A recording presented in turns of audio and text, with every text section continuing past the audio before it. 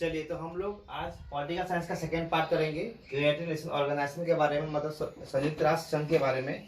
और हम लोग को पता है कि संयुक्त राष्ट्र संघ के बारे में हम लोग पहला वीडियो में पढ़ चुके थे उसके बारे में। आज उसका 6 पार्ट के बारे में जानना है कि यूएन का जो 6 पार्ट होता है उनके बारे में जानेंगे। तो चलिए एक एक करके आते हैं, उनके बारे में बताते हैं हम। 6 पार्ट में जो पहला पार्ट होता है जनरल असेंबली के, जनरल असेंबली मतलब महासभा। ये क्या है? ये एक एनुअल मीटिंग है। ये क्या है? एक एनुअल मीटिंग है। ये क्या है? एक एनुअल मीटिंग है। और ये मीटिंग ईच ईयर मतलब प्रत्येक साल ये मीटिंग होता है। ये मीटिंग प्रत्येक साल ये मीटिंग होता रहता है। कौन सा मंथ में? लगभग सितंबर अक्टूबर के मंथ, सितंबर अक्टूबर के महीने में ये मतलब एनुअल मीटिंग होता है। कहाँ पर? जनरल असेंबली मतलब महासभा में एनुअल मीटिंग हर एक साल होता ही रहता है। कौन सा मंथ में? सितंबर और अक्टूबर के मंथ में। और इस मीटिंग में 193 जो मेंबर है, कंट्री के जो मेंबर है 193, वो टोटल मेंबर के प्रत्येक रिप्रेजेंटेटिव जो है, प्रतिनिधि,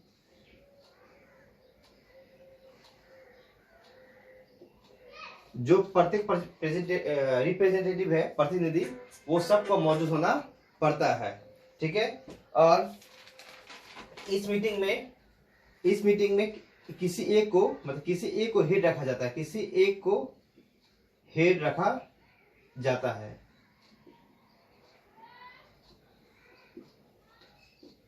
ठीक है। तो हम लोग जानेंगे कि इसमें तो जब से ये यूएन स्टार्ट हुआ है तब से तो हर एक साल कोई ना कोई हेड रहता है। तो हमें सबका हेड के बारे में नहीं जानना है। हमें जानना है सिर्फ एक जानना है, हेड ऑफ 8 एनुअल मीटिंग।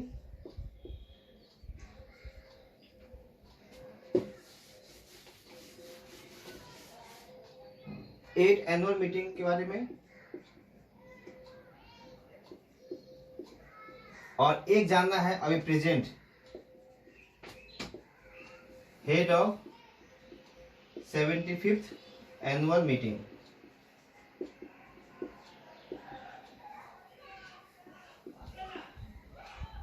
अब देखिए ये अभी का जो फिलहाल प्रेजेंट में जो एनुअल मीटिंग का जो हेड था उसका, तो वो कौन था? तिजानी मोहम्मद, जो कहां से थे? नाइजीरिया से थे। तिजानी मोहम्मद जो कहां से थे? नाइजीरिया से थे। ये अभी मतलब फिलहाल में जो प्रेजेंट में जो एनुअल मीटिंग हुआ था 2019 में, उसका जो हेड थे कौन थे? तिजानी मोहम्मद, जो कहां से थे? नाइजीरिया से थे। और एक जानना 8 एनुअल मीटिंग के बारे में, वो कौन थे? विजय लक्ष्मी पंडित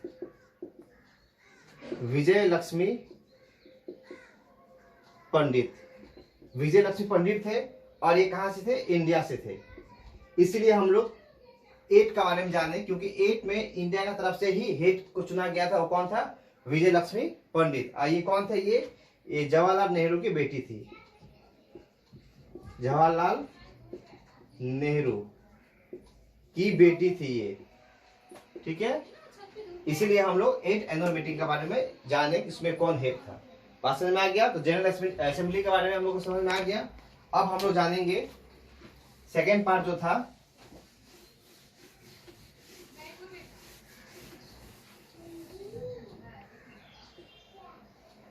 और एक बात बताना था, ये जो था ये देखा जाए तो ये हम लोग का बिगेस्ट वर्ल्ड पब्लिक फॉर्म है। क्योंकि यहाँ बस पब्लिक जितना फॉर्म होता है, मतलब जितना सारा पब्लिक, सारे देश का जितना सारा रिप्रेजेंटेटिव होते हैं, सब यहाँ पहुंचते हैं। इसी कारण हम लोग जनरल असेंबली को हम लोग क्या world biggest world public form भी बोलते हैं। ठीक है। ये बात याद रखिएगा, बिगेस्ट वर्ल्ड पब्लिक फॉर्म बोलते हैं किसको? जनरल असेंबली को। ठीक है। अब हम लोग पढ़ते हैं किसके बारे में? Security council. सेकेंड जो पार्ट है हम लोग का, वो क्या है?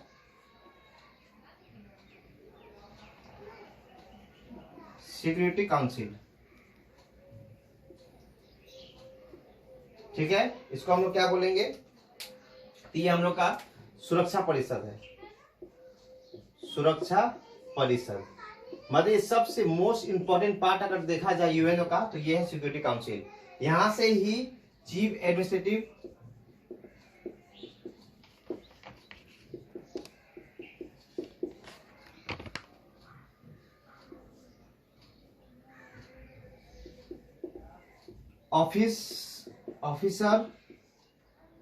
ऑफिसर सबका चुनाव सिक्योरिटी काउंसिल से ही होता है। मतलब चीफ एडमिनिस्ट्रेटिव भी यहीं पर ही होता है, ऑफिसर भी यहीं पर ही होता है। मतलब प्रतिनिधि हो चाहे प्रधान हो, प्रतिनिधि हो या प्रधान हो, सब कहाँ मौजूद होता है? सिक्योरिटी काउंसिल में। अब देखते हैं यहाँ पर, यहाँ समझने का चीज ये है कि ये 15 मेंबर होते हैं। यहाँ पर कितना होता है?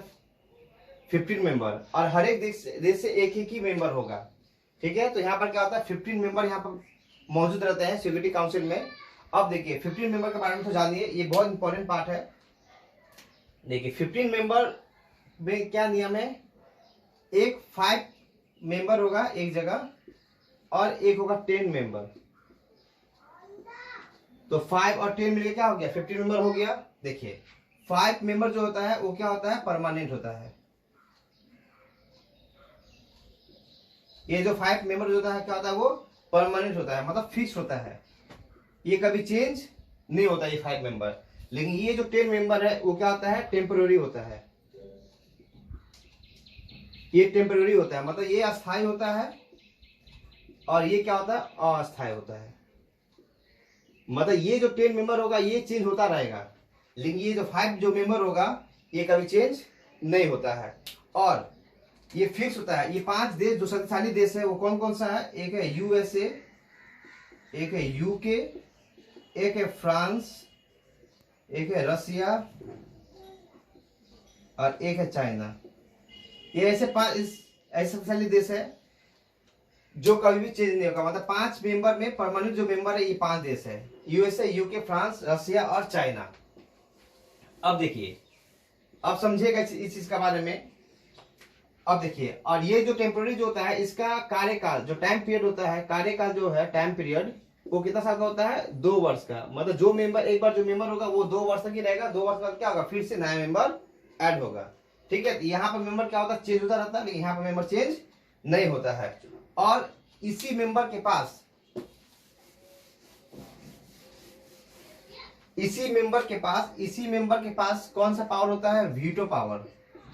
कैसा पावर होता है? Veto power. ये 5 देशों के पास क्या है? वीटो पावर है। ठीक है, अब देखिए ये मेंबर क्यों बनाया गया है, तो इसका काम क्या है? तो किसी भी देश में अगर आतंकवादी घोषित करना है, किसी को अगर क्या करना है? आतंकवादी घोषित करना है, तो आतंकवादी घोषित करने के लिए मेजोरिटी का होना जरूरी है। जब तक मेजोरिटी नहीं मिलेगा तो हम किसी को अंतरराष्ट्रीय आतंकवाद घोषित नहीं कर सकते हैं। ठीक है, पहला बात। तो आतंकवाद राष्ट्रीय घोषित करने का मेन कार्य कहां पर होता है? सिक्योरिटी काउंसिल में, पहला काम।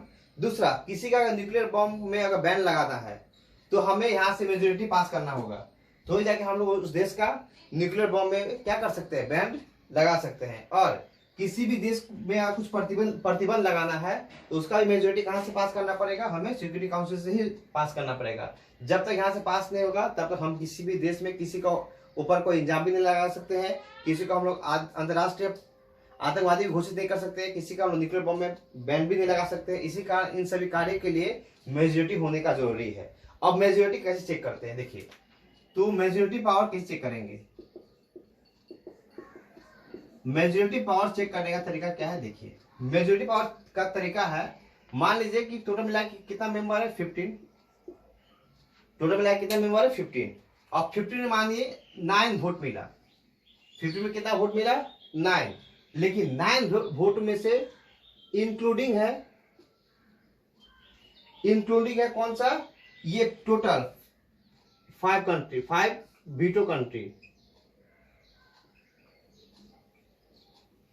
अगर 15 में से अगर 9 वोट भी मिला, लेकिन 5 मेंबर परमानेंट मेंबर का अगर वोट मिल गया है, इसका मतलब ये मेजोरिटी पास हो जाएगा। और एक और बताते हैं, जैसे मान लीजिए 15 में से 14 वोट मिला है, 14, ठीक है, जिसमें से 1 वोट ऐसा हुआ है कि इफ 10 तो टेम्पोररी हो गया, 10 का 10 टेम्पोररी वोट मिल गया, प्लस 4 मिला कहां से? परमानेंट से। बात समझ में आ रहा है आपको? देखिए 14 में से 10 टेम्पोररी वोट मिल गया, 10 में से 10 मिल गया, लेकिन जहां 5 परमानेंट वोट चाहिए था वहां कितना मिला? 4। तो क्या होगा? तब ये मेजोरिटी नहीं पास होगा। बोलने का मतलब ये है कि अगर मेजोरिटी पास करना है तो हमें 5 मेंबर का मेजोरिटी होना जरूरी है। यहां से रहे या चाहे रहे कोई मतलब नहीं है, लेकिन यहां से 5 मेंबर का होना बहुत जरूरी है। अगर यहाँ 5 में से भी एक भी मेंबर अगर वो वोट नहीं देता है तब समझ लीजिएगा कि वो मेजोरिटी पास नहीं होगा। अगर वो मेजोरिटी पास नहीं होगा तो आप किसी तरह का प्रतिबंध लगा नहीं सकते। इसी कारण परमानेंट वोट होना बहुत जरूरी है। बात समझ में आया आप लोग को कि ये किस प्रकार से होता है? चलिए अब आप लोगों को बताते हैं कि अब बताइए कि यहाँ पर क्या है। इंडिया का देखिए नाम नहीं है, इसका मतलब ये है कि 5 ऐसे देश और है, जैसे इंडिया हो गया, ब्राजील हो गया, जापान हो गया, साउथ अफ्रीका हो गया, जर्मनी हो गया। ये 5 ऐसा देश है जो लोग वीटो पावर के लिए क्या कर रहा है? मांग कर रहा है कि इन लोगों को भी क्या करे? वीटो पावर मिले। ठीक है, चलिए आगे हम लोग बात करते हैं पार्ट 3 के बारे में।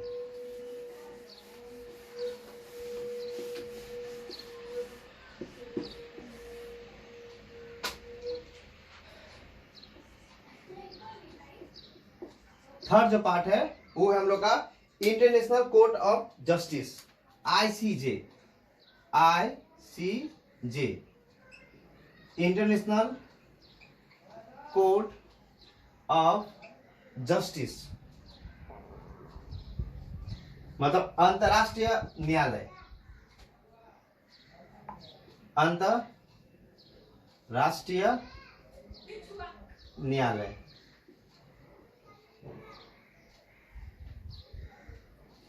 ठीक है, ये जानेंगे हम लोग। देखो अब क्या है, तो हम लोग पता है कि किसी भी देश में अगर 2 देशों के बीच में अगर मतभेद पैदा होता है तो दोनों देश का मतलब सुझाव कहां से दिया जाएगा? तो इंटरनेशनल कोर्ट से उसका सुझाव दिया जाएगा, यहीं पर उसका केस लाया जाएगा। मतलब पर्सनल कोई देश मतलब अपना झगड़ा अपना ही देश में समाधान नहीं कर सकता है। किसी भी अगर 2 देश में अगर झगड़ा हो या 2 देश में कोई मतभेद पैदा हो तो उसका समाधान कहां पर होगा? इंटरनेशनल कोर्ट ऑफ जस्टिस में, अंतरराष्ट्रीय न्यायालय में उसका समाधान होगा। तो देखिए 1945 में इसका स्थापना हुआ कहां पर? हेग शहर में। जहां पर क्या है? नीदरलैंड में। कहां पर है? Netherland, Hague. ठीक है, हेग शहर में इसका स्थापना किया गया। मतलब ये कहां पर है? हेग शहर में है। ठीक है, और इसमें 15 जज मतलब 15 मेंबर मतलब 15 जज इसमें है, और प्रत्येक जज प्रत्येक देशों से होगा। मतलब एक जज एक देश से एक ही जज हो सकता है, 2 जज कभी भी नहीं होगा। मतलब एक देश से एक ही जज होगा। और इनका जो कार्यकाल होगा, टाइम पीरियड जो होगा, कार्यकाल जो होगा, वो कार्यकाल कितना वर्ष के लिए होता है? 9 वर्ष के लिए। और इसमें किसी प्रकार का वोट नहीं होता है। इसमें नियम क्या है कि 3 साल के बाद 1/3 जो मेंबर होगा वो आएगा और 1/3 मेंबर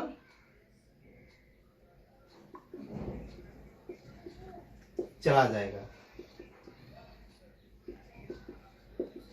मतलब जिसका 9 साल पूरा होते जाएगा, 3 साल के बाद क्या होगा? वो चेक किया जाएगा। जिसका 9 साल पूरा होते जाएगा उसमें से 1/3 मेंबर को निकाल दिया जाएगा और नया 1/3 मेंबर को उसमें डाला जाएगा। इस प्रकार से इनका मतलब वोटिंग राइट्स होता है।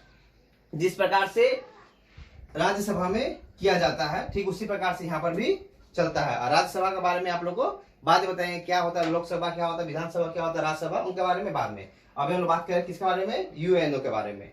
ठीक है, अब देखिए, अब हम लोग जानना है कि 15 जज में से 14 जज होता है और प्लस 1 एक जो होता है वो चीफ जस्टिस होता है। एक कौन होता है? Chief justice. तो कुल मिला कितना हो गया? 15 जज हो गया। मतलब 14 जज और प्लस 1 कौन हो जाएगा? Chief justice. अब देखते हैं हम लोग कि भारत की तरफ से भारतीय अगर कोई चीफ जस्टिस बना था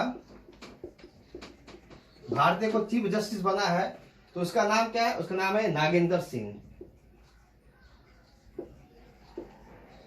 नागेंद्र सिंह, जो 1985 से लेकर 88 तक वो क्या रहा है? नागेंद्र, 3 वर्ष का कार्यकाल था, तो 3 वर्ष तक नागेंद्र सिंह का भारत का चीफ जस्टिस रहा है। कब? 1958 से लेकर 1988 तक।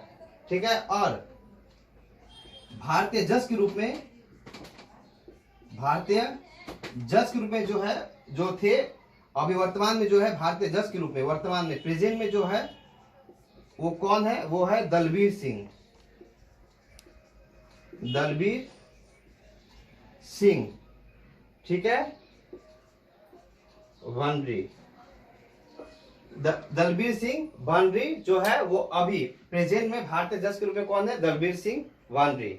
ठीक है। और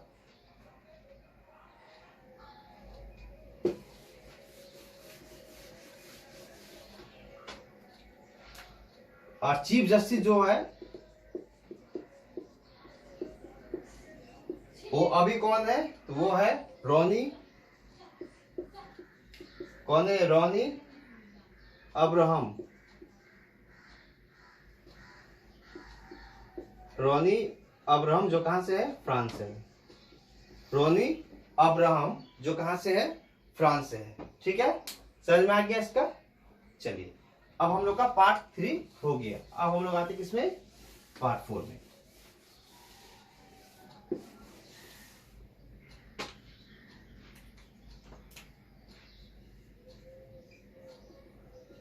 पार्ट 4 में क्या है? ट्रस्टी काउंसिल, ट्रस्टीशिप काउंसिल मतलब न्याय परिषद। न्याय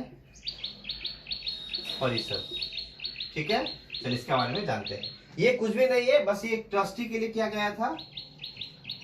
ट्रस्टी के लिए बोले मतलब जो देश गरीब देश होगा उसका सहयोग 5 देश मिलकर करेगा। वो 5 देश में कौन कौन थे? यूएसए थे, यूके थे, ऑस्ट्रेलिया थे और न्यूजीलैंड थे।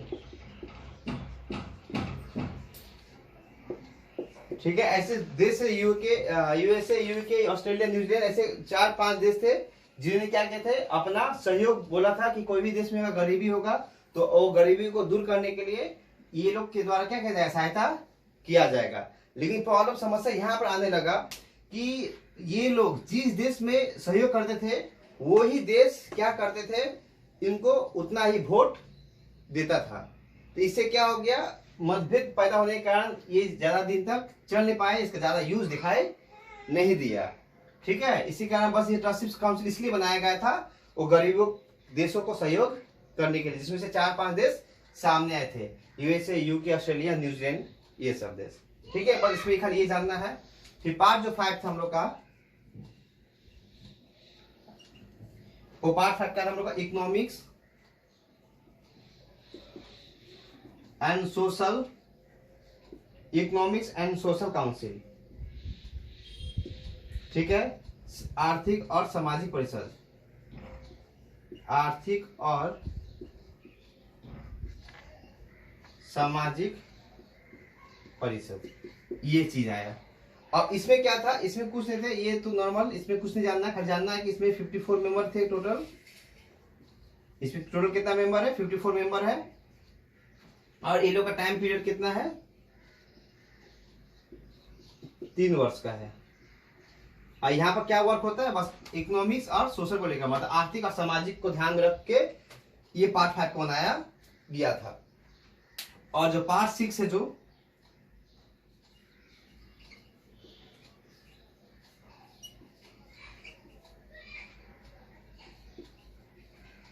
सेक्रेटेरिएट मतलब सचिवालय, हम लोग पता ही है आप लोग को सचिवालय के बारे में कि जो उसका सचिवालय है, मतलब इसका जो हेड ऑफिस है वो कहाँ पर है? न्यूयॉर्क में है, जो कहाँ पड़ता है? यूएसए में पड़ता है। और इसका जो सचिवालय को जो चलाता है वो कौन चलाता है? Antonio Guterres. एंटोनियो गुटेरस क्या करता है? इसका कार्यकाल को संभालता है, क्योंकि यहाँ पर जो कार्यकाल होता है वो डेली बेसिस पे वर्क होता है। किस तरह का वर्क होता है यहाँ पर? डेली बेसिस वर्क होता है यहाँ पर, मतलब डेली बेसिस जो वर्क होता है वो कौन संभालता है? Antonio Guterres. ये और ये कहाँ पर है? न्यूयॉर्क में है। ठीक है, तो हम लोग का यूनाइटेड नेशन ऑर्गेनाइजेशन मतलब संयुक्त राष्ट्र संघ के बारे में 6 पार्ट के बारे में जो था वो हम बता दिए, और पहला वीडियो में भी इसका बारे में सब कुछ डिस्कस कर दिए हैं। तो मेरे हिसाब से यूनाइटेड नेशन ऑर्गेनाइजेशन के बारे में ये बहुत बहुत ज़्यादा इन्फॉर्मेशन है। आप इसको अगर पढ़ लेंगे तो आपको पॉलिटिकल साइंस में इस चैप्टर को लेकर कुछ प्रॉब्लम नहीं होगा। तो हम लोग आज वीडियो यहीं तक रखते हैं, फिर नेक्स्ट टाइम हम लोग नेक्स्ट वीडियो के साथ मिलेंगे। आज इतना ही, धन्यवाद।